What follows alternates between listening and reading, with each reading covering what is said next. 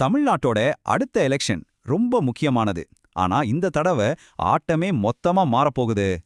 சரி வாங்க உள்ள போலாம். இந்த எலெக்ஷனை நாம உன்னிப்பா கவனிக்க 3 முக்கியமான விஷயங்கள் இருக்கு. முதல்ல எலெக்ஷன் தேதி அறிவிப்பு. இந்த தடவை தேதி அறிவிக்கவே ரொம்ப லேட் ஆயிருக்கு. பாருங்க, 2021 தேர்தலோட ஒப்பிடும்போது இந்த தேர்தல் அறிவிப்பு எவ்வளவு தாமதமாகிருக்குன்னு தெரியும். சர்வதேச போர் பதற்றம், தேர்தல் ஆணையத்தோட ஆய்வு, உள்ளூர் திருவிழான்னு இந்த தாமதத்துக்கு பல காரணங்கள் சொல்றாங்க. அடுத்ததா போட்டியாளர்கள். பாத்தீங்கன்னா அரசியல் களம் இப்போ ரொம்பவே பெருசாயிடுச்சு. அதாவது நாம பார்த்து பழக்கப்பட்ட இருமுனை போட்டி போய் இப்போ ஒரு 4 முனை போட்டி உருவாகியிருக்கு. இதுல ரொம்ப சுவாரஸ்யமான விஷயம் என்னன்னா, நாம் தமிழர் கட்சியோட தவகவும் புதுசா களத்துல இருக்காங்க. ஆனா ஒரு கேள்வி எழுந்துச்சு. இது 4 முனை போட்டியா இல்ல கூட்டணி வச்சு மும்முனை போட்டியா மாறுமா?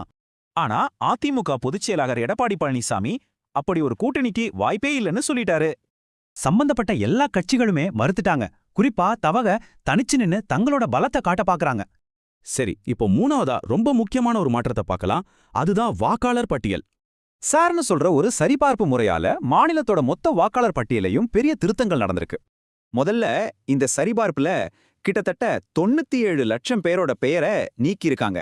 யோசிச்சு பாருங்க, எல்லா திருத்தத்துக்கு பிறகும் 95 லட்சத்துக்கும் அதிகமான வாக்காளர்கள் பட்டியல்ல இல்ல.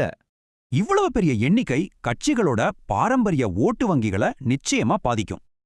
அப்போ இந்த எல்லா மாற்றங்களாலையும் தேர்தல் எப்படி இருக்க போகுது? ஒரே வார்த்தை தான், கணிக்கவே முடியாது. புதிய தேதி, புதிய போட்டி, காணாம போன 95 லட்சம் ஓட்டு. இந்த புது கணக்குகள் தேர்தல் முடிவுகளை மாத்தி எழுதுமா?